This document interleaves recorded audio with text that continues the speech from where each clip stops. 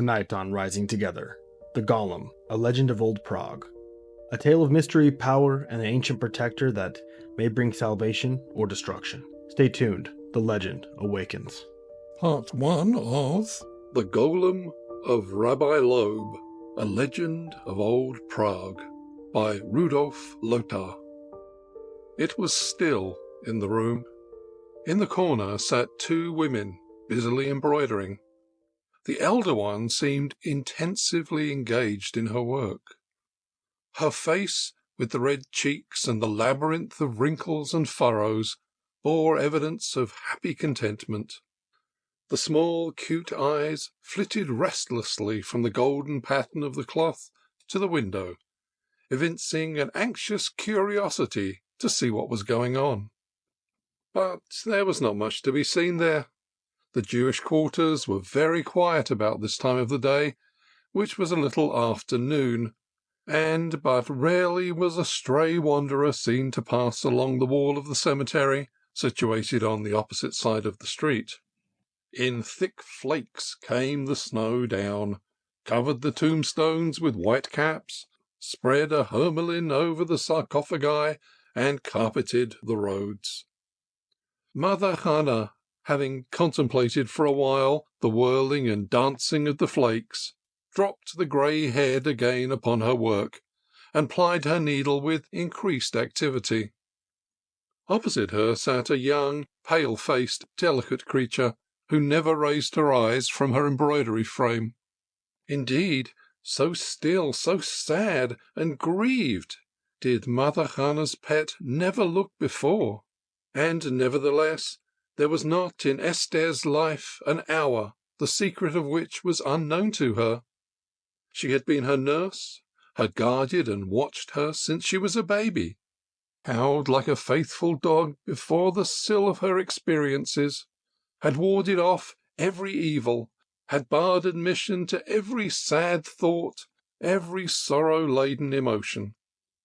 When Pearl, the wife of Rabbi Loeb, had died, and Hannah had taken charge of the household affairs of the rabbi and assumed control, she had taken a sacred oath by herself to take care of the rabbi's daughter with the affection and solicitude of a mother.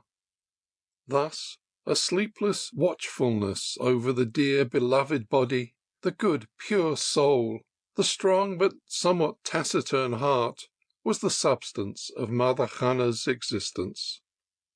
But what was troubling this soul? What made her heart tremble? What retarded this body in its bloom and development? Because Esther was growing thinner, and her head drooped like a parched flower. Mother Hannah did all she could. She set before her the daintiest dishes. Nothing seemed to give her pleasure any more. When recently her father had been summoned to Emperor Rudolf on Hadrashin, and all Prague spoke of the great distinction shown to him and the whole jury of Prague, hardly a smile had passed over the child's lips. And when her father had returned from the audience, and the trustees of the congregation, with rich Mordecai Meisel at their head, had solemnly received him at the gates of the ghetto, the child had not even gone to meet him at the vestibule. Why, that was not her formerly, to sit quietly by herself and bite her lips. Mother Hannah paused in her work, stuck determinedly the embroidery needle into the cloth, closed her arms, drummed with her short fleshy fingers a few energetic tacks, and with sadly reflecting eyes, from which all cheerfulness seemed to have gone, looked at her pet. And as if Esther had felt the query of that look, she suddenly pushed the frame from her knee, slid down from the chair to the floor, put her arms around Mother Hannah, and commenced to cry bitterly. The sobbing shook her whole body, and for a considerable time continued in that state. Then the intensity of her grief seemed to relax, and it passed into a state of quiet, plaint and groan interrupted here and there by a copious flow of tears. Mother Hannah carefully laid her unfinished embroidery upon the table.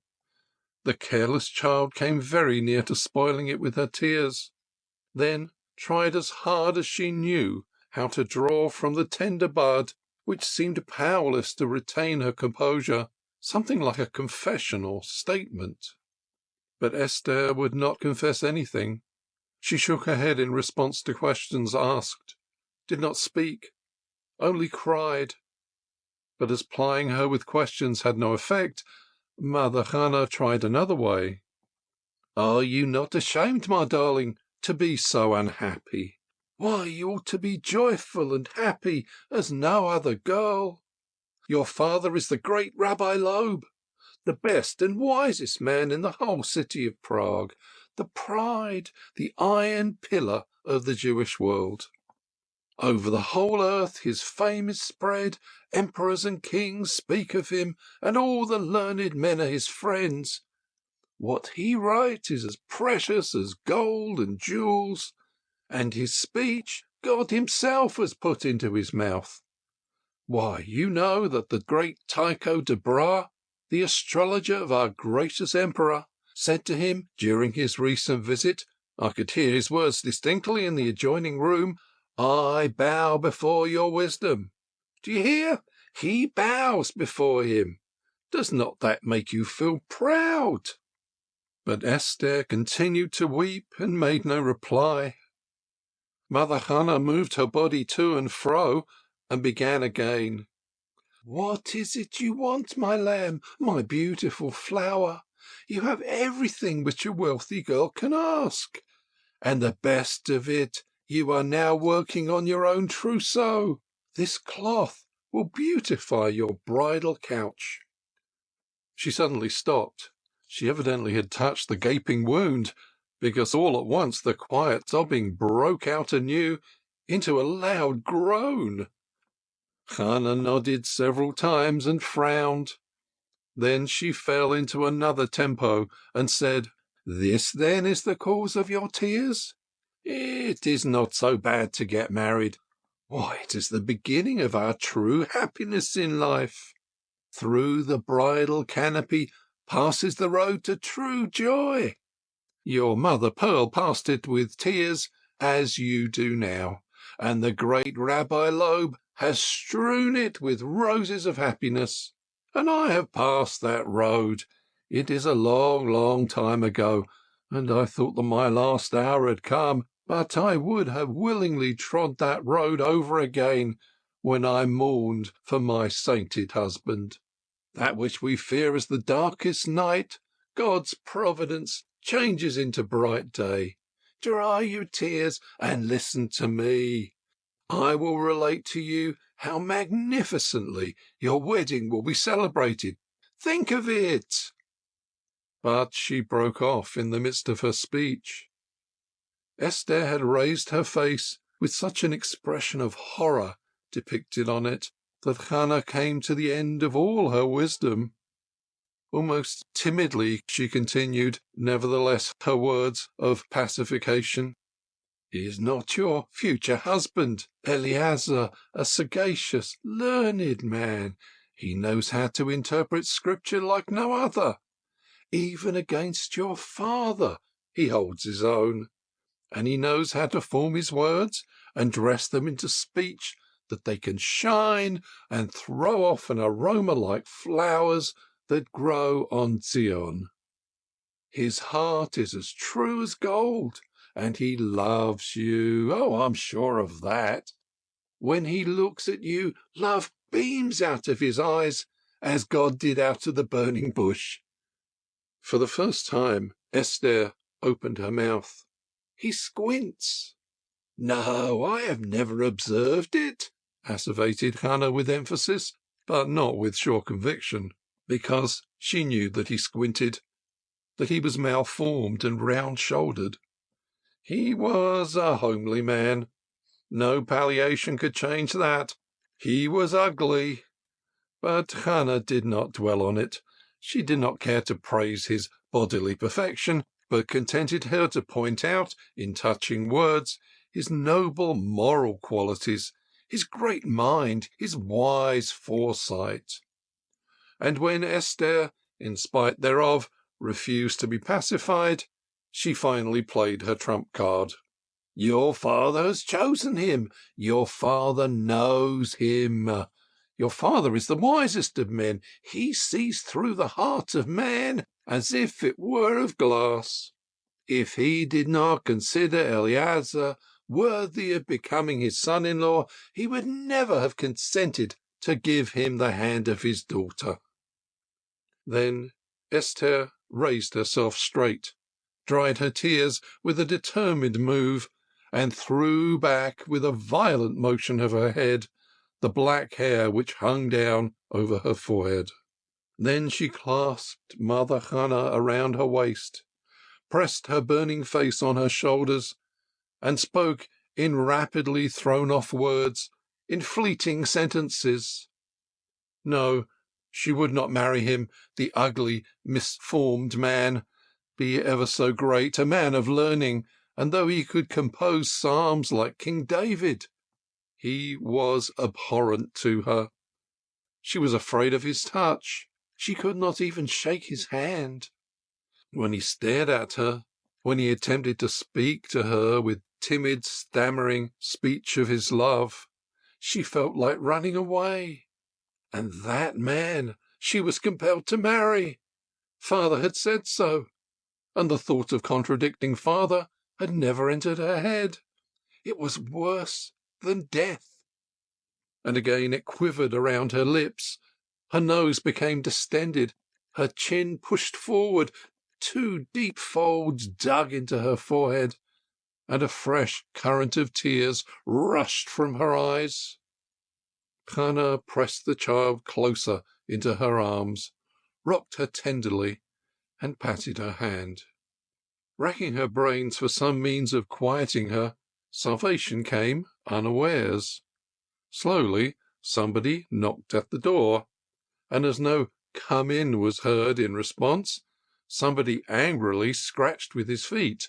As no response followed, somebody opened the door cautiously and put his head through the door. That somebody was an old, little, jovial Jew, with a long fur coat, with high pointed fur cap. When he saw the 2 women, he rapidly stepped in, made all kinds of bows and compliments, and repeated a number of times, "Reb Shimon has come back and wishes you a good day." Reb Shimon was always a welcome guest in the Jewish quarter in Prague. He made extensive journeys and was a familiar visitor in Amsterdam and Paris. Sometimes he went to Jerusalem and as far as Persia and India.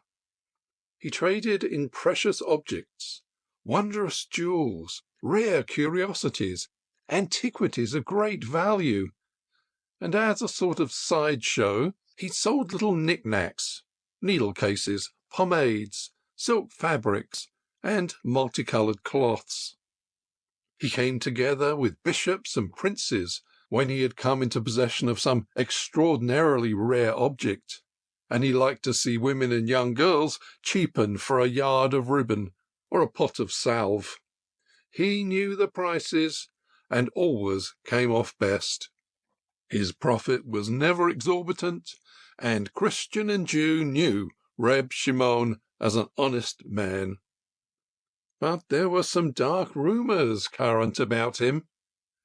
He was reported to be an adept in the occult sciences, and was familiar with the art of conjuring up spirits. He was called with anxious fear a necromancer and treasure digger, and there were people who asserted that they had seen him in disreputable places, in converse with invisible spirits. But if one looked at the harmless little man, with the jokes upon his lips, with the droll mobility in his legs, with the thin arms constantly moving in every direction, the story of his trotting uncanny paths was hardly credible. Reb Shimon had his pets, to whom he sold nothing, but to whom he constantly brought presents, valuable objects or trinkets as it happened.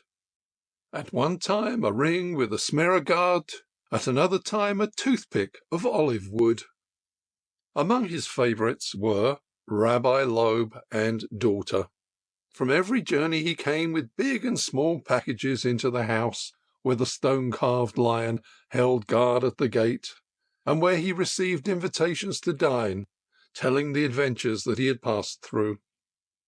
Then the rabbi locked himself up with him in a private room, where they passed whole nights together, and no man knew what they spoke about, or what transactions they had. When Hannah saw the guest, she held out her hand to him, and bid him a cordial welcome. Esther, her eyes still red from weeping, was compelled to smile when Reb Shimon posed before her in the most comic attitude and complimented her on her beauty.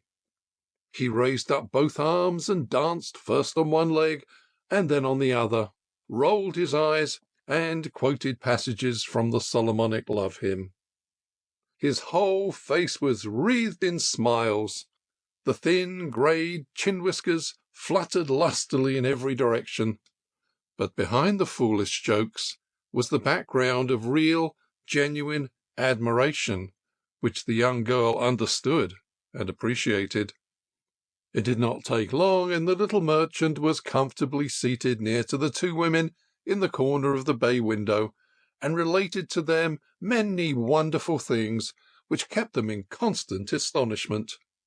He had just come from Persia, had met there wondrous animals that could talk, and human beings who could fly, and in the midst of his recitals he interrupted himself frequently and dipped his fingers into the pockets of his fur cloak and hauled out many queer things: a ring with a peculiar stone into which were cut all the signs of the zodiac, a precious amulet, a tiny pot with boiled rose leaves, a dried flower which would bloom anew if put into water, and with droll sayings, jokes, and presents, Reb Shimon accomplished the miracle in which Hannah had so egregiously failed. Esther forgot her grief and laughed with her whole heart like an innocent, jolly girl. No one was happier than Hannah to see her Esther laugh again, and she burst out laughing when she saw Reb Shimon snicker, and the queer modulations of his voice were too comical for anything. He stretched out his thin legs, threw his head back, and simply roared with merriment. It was indeed a merry trio in that bay window corner. Suddenly it all stopped. Rabbi Loeb, as if he had dropped down from heaven, stood in the middle of the room. Esther hurried up to him and kissed his hand. He clasped her head with his hands and kissed her upon the forehead. Reb Shimon came dancingly along and poured forth an irrepressible flood of greetings. Again he raised his hands towards heaven, called upon the Lord and his heavenly servants as witnesses to the excellent physical condition, healthy and robust look in which he found the rabbi.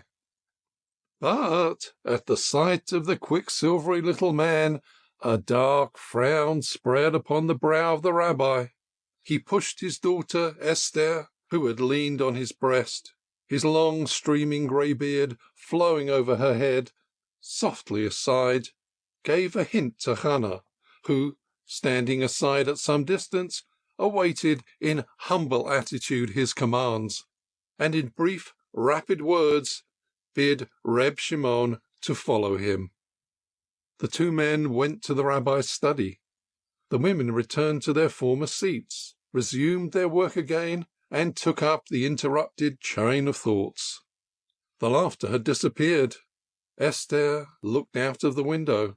She felt as if fate had rolled a tombstone over her gaiety, such a tombstone as were those standing in rows in the cemetery opposite, and as if the silent snow of heaven covered that tombstone with a shroud. End of section 1. Section 2. The study of the rabbi had the appearance of a laboratory rather than the workshop of a man of letters. A hearth with various peculiar vessels stood in the middle of the room, leaves with mysterious scrawls hung on the walls. A circle drawn with chalk on the floor caught the eye, and it was intersected by a network of lines between signs of the zodiac and Hebrew letters. On the table, bulky volumes were piled up, books on the writing desk, books in long rows on shelves lining the walls, books like towering peaks everywhere, threatening to overwhelm you. Even on the couch where the rabbi was in the habit of taking a rest were deposited books and manuscripts. The rabbi locked the door behind him and paced up and down the room, hardly taking notice of his visitor. His hands were crossed behind his back, his head bent down. The furrow between the eyebrows was becoming deeper and looked more threatening, whilst his hair seemed driven by the breath of anger over his temples, and above the high forehead with its protruding bumps, molehills of thought camped in black stillness, indicating an approaching thunderstorm. Suddenly it burst. He stood still in front of the little man, seized him by the shoulders, and screamed at him, "You have brought trouble into my house." Reb Shimon shrugged his shoulders, closed one eye, and with the other winked at the rabbi significantly.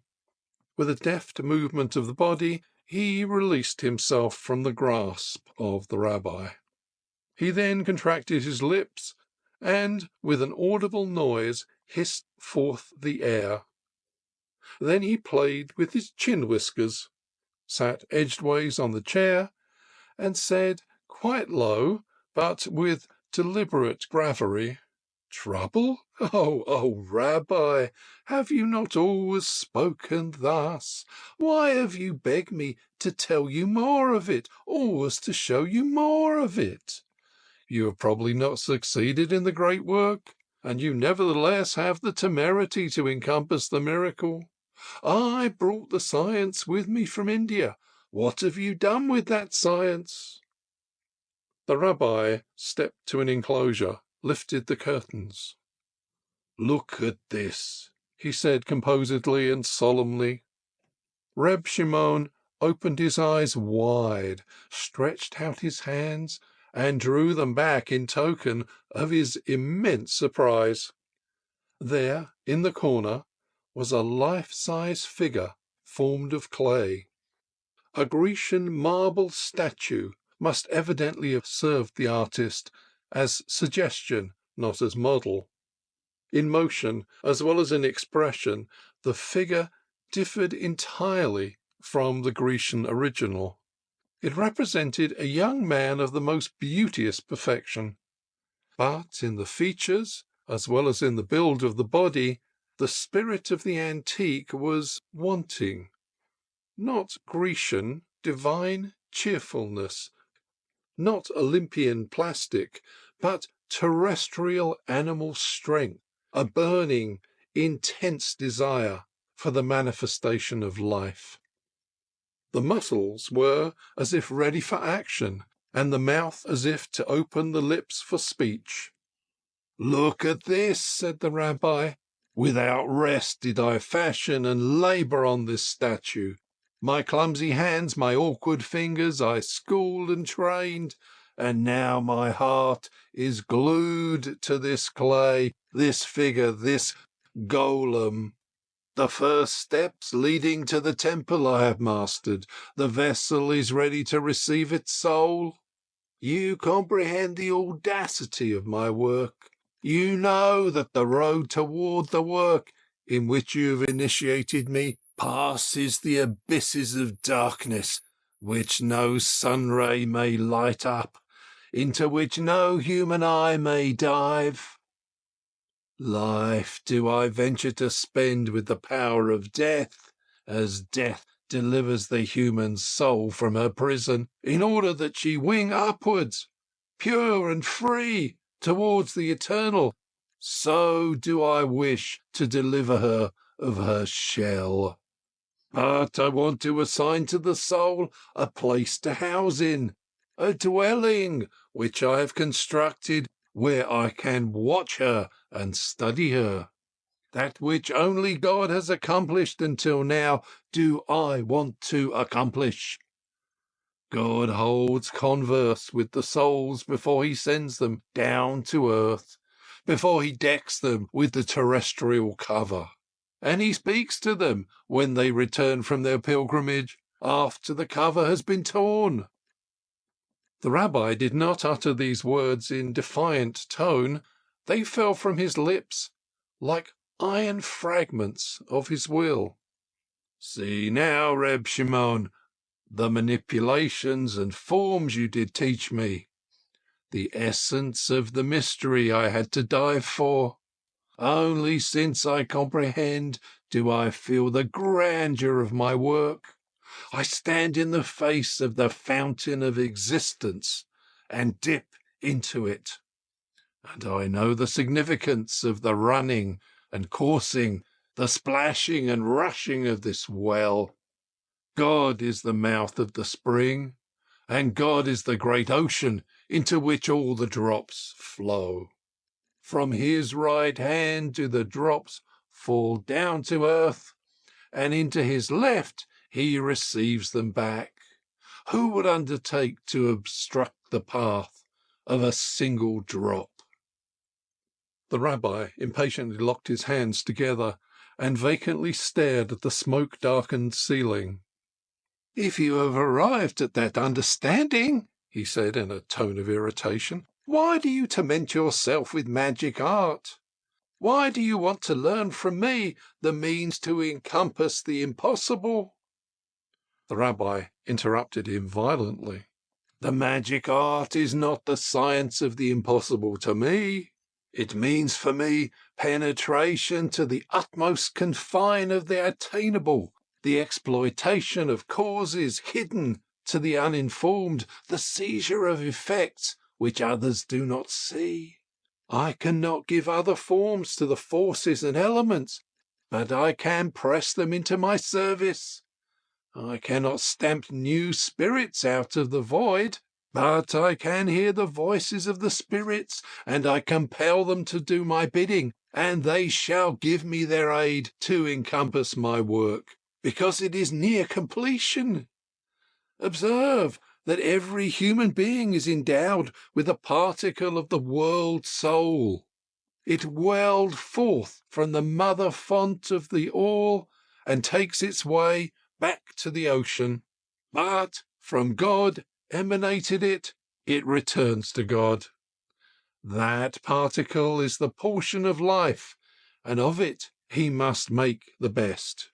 But 1,000 chains, clasps, weights, press and press this particle from every side.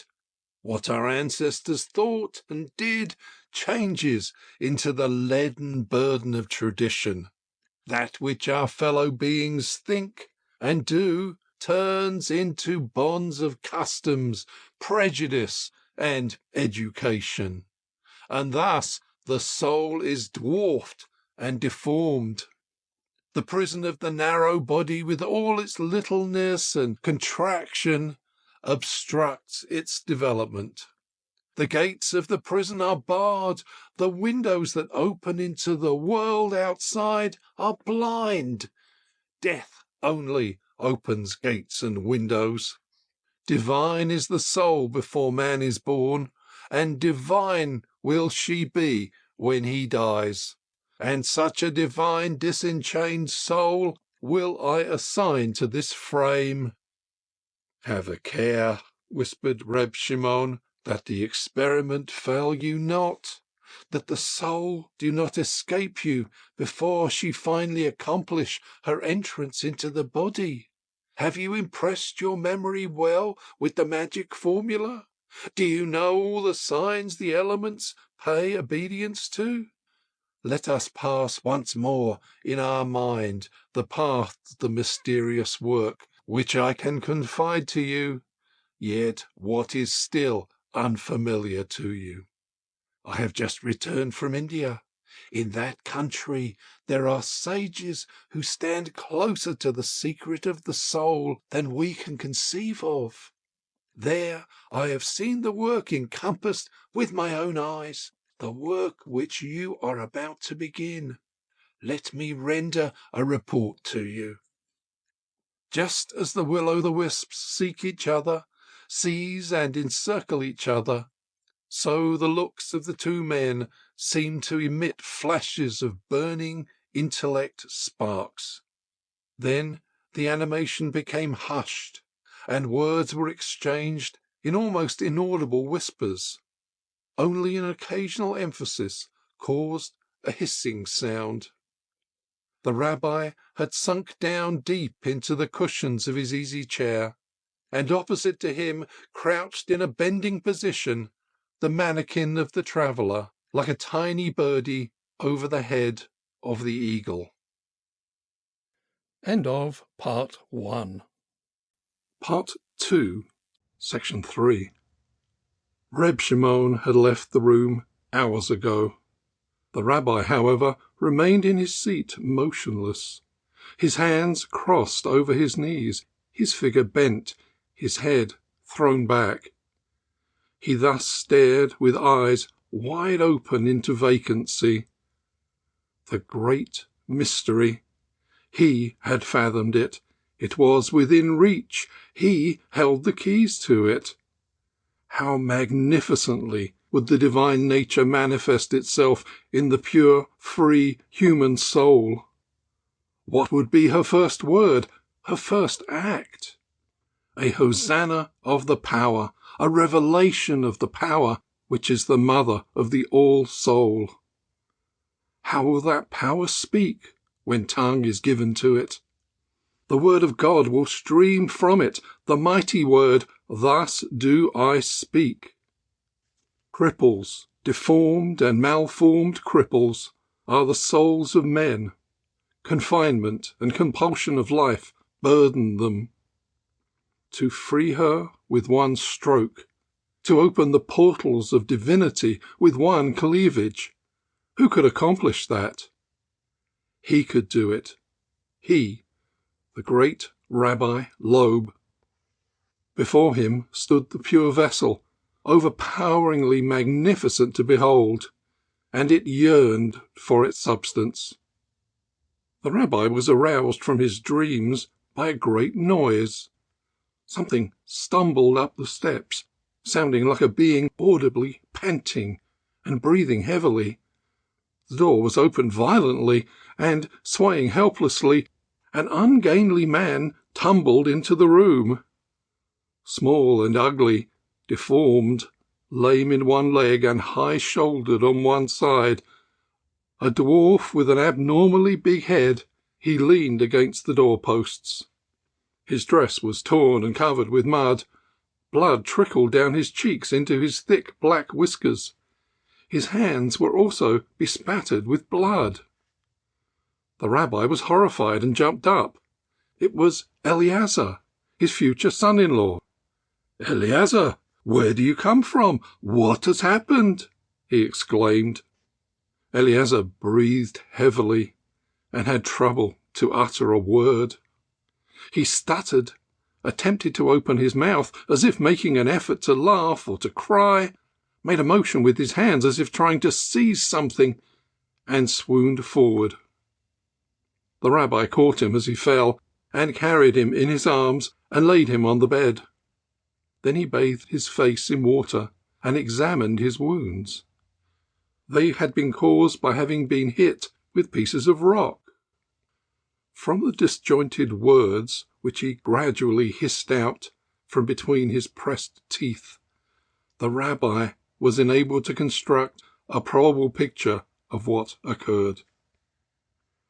Eleazar was crossed at the Hadrashin by a number of frolicking young noblemen who wanted to have their sport with him, as people were apt to take the deformed, almost hideous figure of the diminutive Jew as their butt, and a quarrel ensued. And what is remarkable, the little fellow had the temerity to fight, as if he were not a Jew at all, but a man, like the rest of the Christian populations, and he assumed an attitude of defence.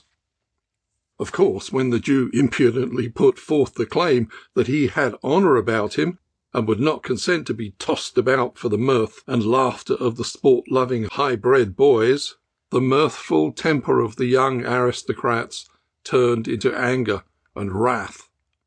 In an instant the whole pack was after the little hunchback, and a big mob who sided with the young men joined them in the chase. In a wild run they all sped down the hill, across the bridge into the old city and the Jews' quarter. The chase was terribly lively, and some of the young noblemen could not hold out to the end. They had to fall behind. They were so convulsed with laughter that they could go no further. Finally, in the narrow streets of the ghetto, Eleazar succeeded in getting away from his pursuers. With the exertion of all the strength left to him, he finally reached the house of the rabbi. But when he got there, he broke down. Exhaustion and pain spread the merciful cover of leaden stupor over him, and he fell into a deep sleep. The rabbi bent over him. What a deep treasure of noble sentiment, of pronounced virility, of moral excellence was embodied in the bosom of this ungainly man. But will Esther ever recognize his true worth? Will she ever be able to forget the humble vessel in which the precious jewel was enclosed? The rabbi hoped that his daughter would be able to rise up to it. He who could read souls and search hearts had weighed Eleazar's love and heart.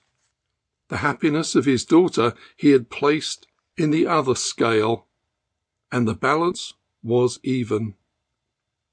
And while thus bending over the sleeper, and moving aside with tender touch the dishevelled locks glued together by the exudation of perspiration, a thought suddenly struck him. That thought was like the sudden leap of a wild beast upon the breast of a man. So great was the shock that the rabbi was almost stunned. Was it not a special dispensation that just at this time, when the rabbi was busy with his mystery, a human being was stretched in deep sleep in his room, a sleeper whose soul was worthy to dwell in a pure vessel? Only for an hour would he want that soul to exchange her present abode for another. When Eleazar will wake up, the soul will have returned to the old prison house, and like a past dream, will her freedom be but a faint, paled reminiscence. Nevertheless, the rabbi hesitated. His work appeared to him all at once like a sinful interference with the power of God, an arrogance of human power, like the whispering of demons who dwell on the borderland between life and death. In short, violent, conflicting blows between yes and no wrestled with hesitation within his bosom, and, with a powerful effort, like the seafarer pushing with one foot his boat into the water, cutting loose from the land, his will triumphed. Silently, the rabbi proceeded in his enterprise. He drew the clay figure from the alcove and placed it at the head of the sleeper's bed. He lit in the tripod the mixture of herbs and metals, and drew new circles on the floor.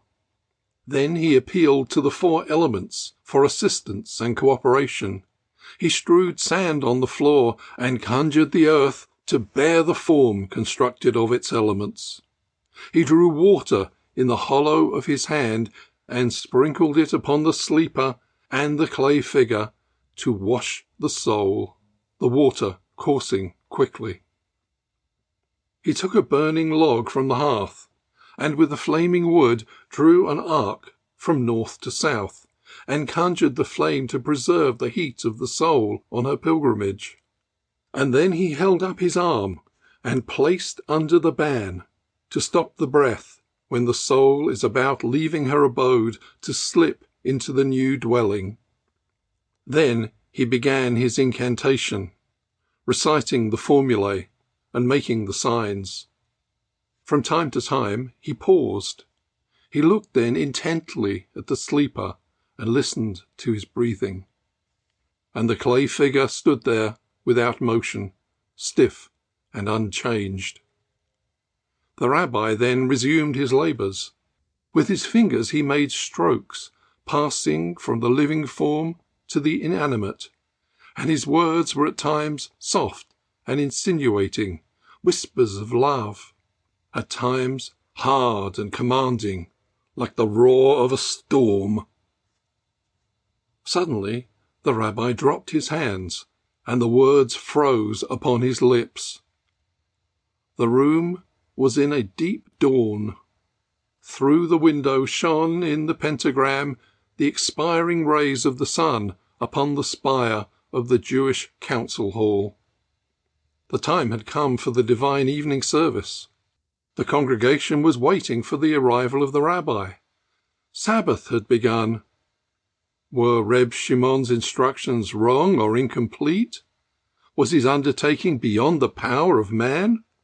Or was it in an unfinished condition? No matter, the rabbi had to abandon it for the present. Sabbath had begun, and solemnly he imposed his command of rest upon hand and mouth. The rabbi was compelled to go to the synagogue to proclaim the message of divine peace. He went. The sleeper lay there peaceably. The attempt had miscarried. Section 4. The sleeper lay there peaceably, and stiff and stark stood the clay figure at the head of the couch. In the darkness the contour of things disappeared. Wall and ceiling were dissolved into one shadow. They disappeared in the endlessness of darkness. And from the darkness arose confused sounds, at first in low, single deep notes, then in single loud tones, then in swelled chorus rising in might. The elements sang their hymns. The earth resounded with the heavy steps of basal accords. The fire flared sizzingly and trumpeted forth in rising, jubilant calls. The water intoned his eternally mysterious melodies.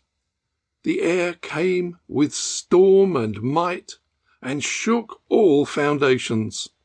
And the entire chorus rushed upon the clay figure, and it swayed to and fro, and between clay and life mighty tones spanned the bridge.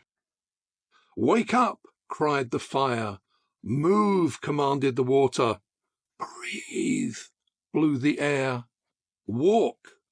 was the order of the earth. And the figure stretched itself, raised its arms, opened its eyes. The enterprise had succeeded. Speechless, motionless, in deathly stupor, the form of Eleazar lay stretched upon the couch. His soul had flown. The body of the golem had absorbed her. Ever higher, ever stronger waxed the chorus of the elements. Like rushing torrent and cataract, they thundered from the heights. Like raging waves, they jumped up. The space was filled with them. The golem moved his arms. He moved, awkward and uncouth at first. He turned his head around. He bowed down and rose again, and it sizzled up like a spring from the depth below that had at last found its way into the free air. Into the free air. The golem clenched his fist, and raising his arm high, brought it down upon the table, that it broke into 1,000 splinters. Then he seized a piece of wood, and turned it in every direction, and madly raged all around the chamber. The noise terrified the whole house. Esther, beside herself, jumped up the stairs to see where the noise came from.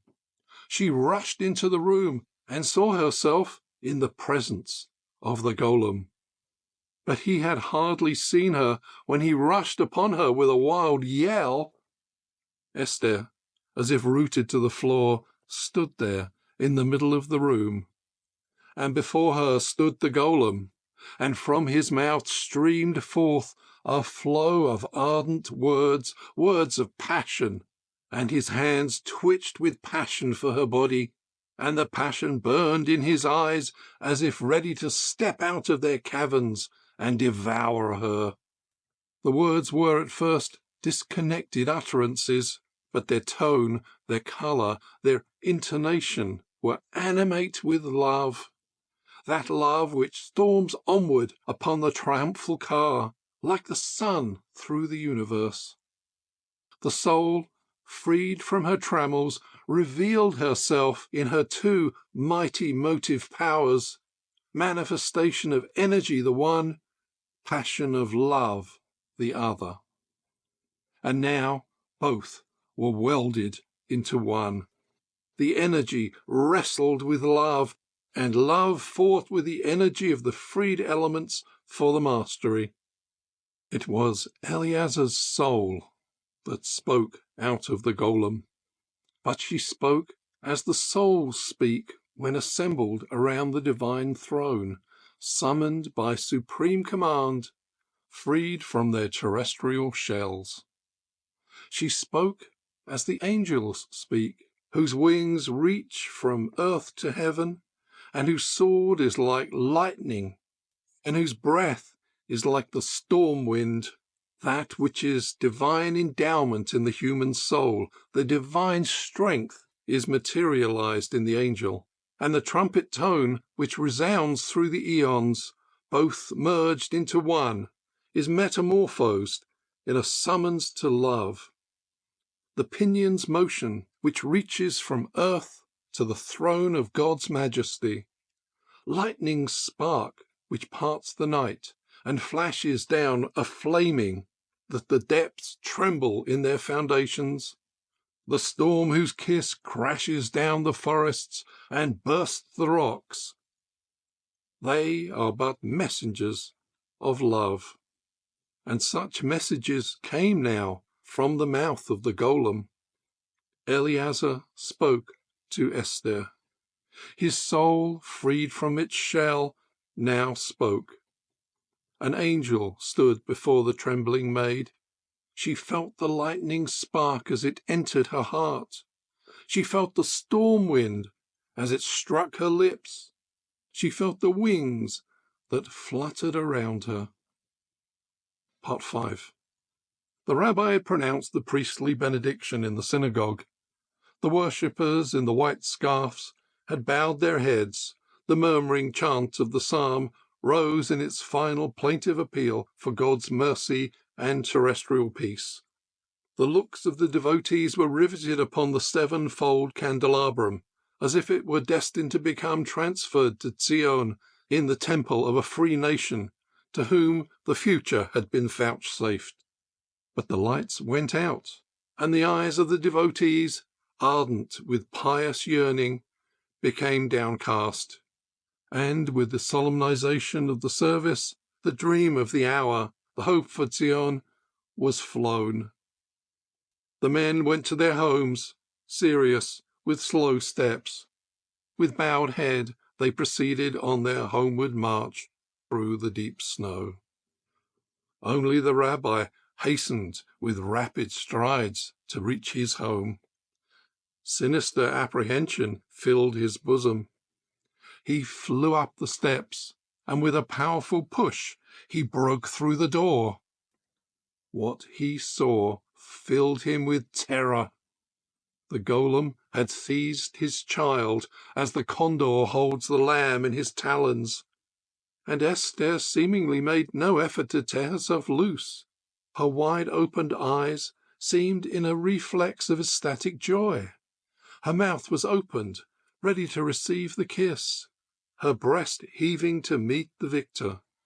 The rabbi threw himself upon the golem, tore away his prey, and lifted a hammer from the floor to demolish the golem. But Esther stayed his arms. His own child cried for mercy, and with her body shielded that of the golem.